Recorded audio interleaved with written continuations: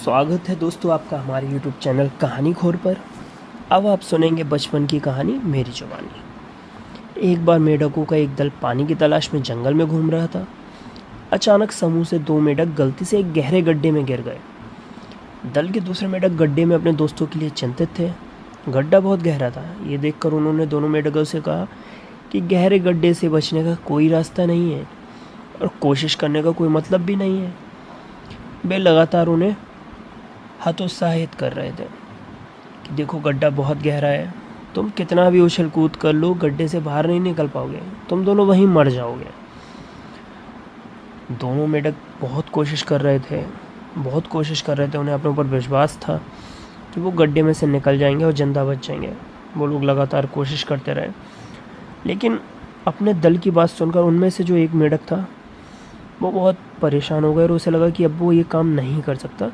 और उसके साथ के जो मेढक है ना, वो बिल्कुल ठीक कह रहे हैं। वो कितना भी उछल कूद कर ले गड्ढे के बाहर नहीं निकल पाएगा, क्योंकि गड्ढा बहुत गहरा है।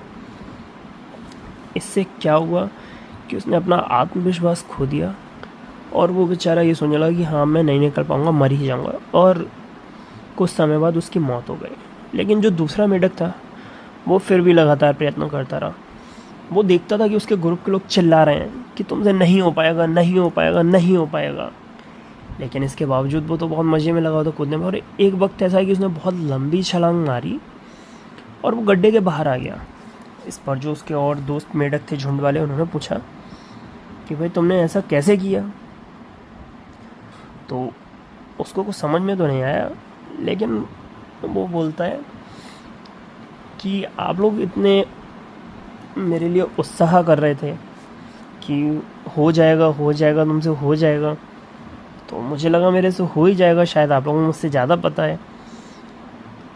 तब उन लोगों को ये बात समझ में आई कि वो जो मेढक था ना, जिसने उस चीज़ को पार किया, वो बहरा था। उसको लग रहा था कि उसके झुंड वाले उसकी तारीफ़ कर रहे हैं कि हाँ तुमसे हो जाएगा, तुमसे हो जाएगा, तुम करो।